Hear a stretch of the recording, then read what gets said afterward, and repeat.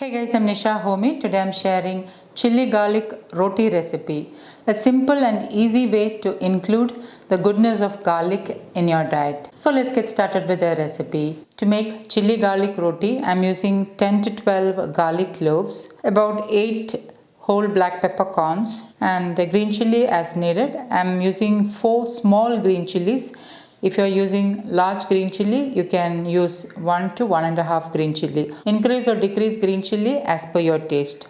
A small handful of fresh coriander leaves. And now I'm going to chop the garlic, coriander leaves and green chilies really well and grind the whole black peppercorns. A word about using green chili. If you're planning to make this for children, reduce green chili or totally omit green chili. And now I'm going to chop this all really well. Garlic helps to boost your immunity. It's an excellent source of vitamin B6. It's also a good source of manganese, selenium, vitamin C, and garlic is a good source of other minerals including phosphorus, calcium, potassium, iron and copper. Garlic has antimicrobial and antifungal properties. Garlic is a good source of vitamin C, hence it will help to boost your immunity. So do try to include garlic in your family's diet and in your diet as well to boost your immunity. Next, I'm finally chopping the green chilies.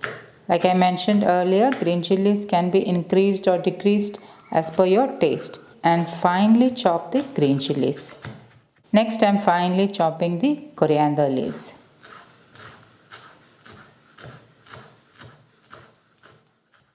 Gather all three and again finely chop them. To make the roti into a bowl, I am adding in 1 cup of khapli wheat flour. Add in pink Himalayan salt as needed and give it a good mix. Khapli wheat is an ancient variety of wheat grain which has a very weak gluten molecule and it is also high in fiber. Khapli wheat is also known as emmer wheat. You can also use ordinary whole wheat flour instead of khapli wheat flour. I've already shared a detailed video on the health benefits of khapli wheat. Please do check it out. Into this I'm adding in the finely chopped garlic, green chilies and coriander leaves. I'm keeping aside 2 tablespoons just to sprinkle it on the roti once it has been rolled out. Add the freshly ground whole black peppercorns. Give this all a good mix.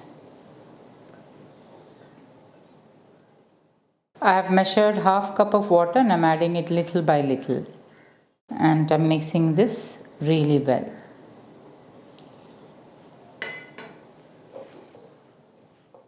Whole wheat flour absorbs more water, especially ancient grains like emmer wheat.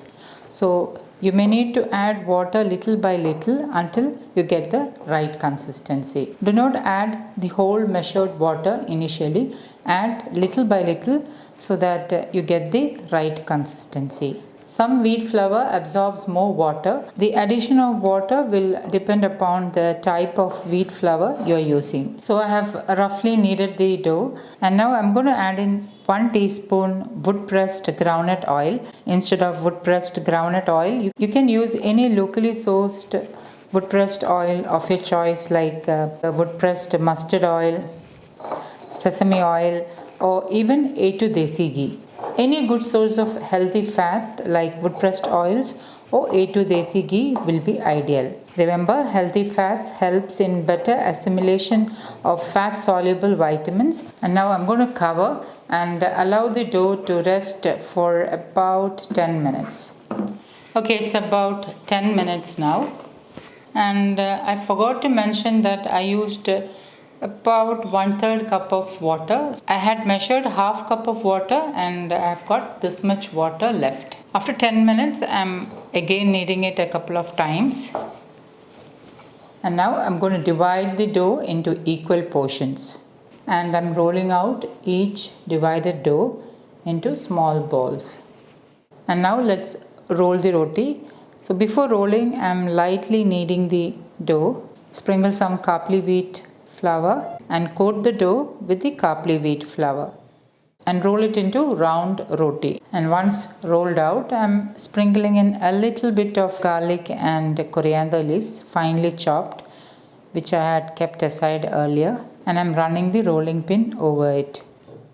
And my roti is nicely rolled out, so I'm going to place it onto the hot cast iron tawa. Once the tawa is heated, place the rolled out roti onto the hot cast iron tawa. Once that side is lightly cooked, flip it over, turn the roti over and lightly press down so that you can make sure that the insides are thoroughly cooked. I don't prefer to put the roti over the gas flame. I prefer to cook the roti on the tawa itself. Remember that cast iron tawa has high heat retention, so the roti will get thoroughly cooked and there is no need to put the roti over the gas flame. Flip it over again, lightly press down.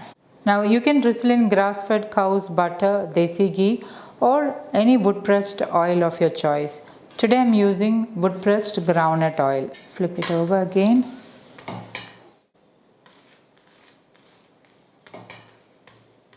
And serve. Repeat the same thing with the rest of the dough.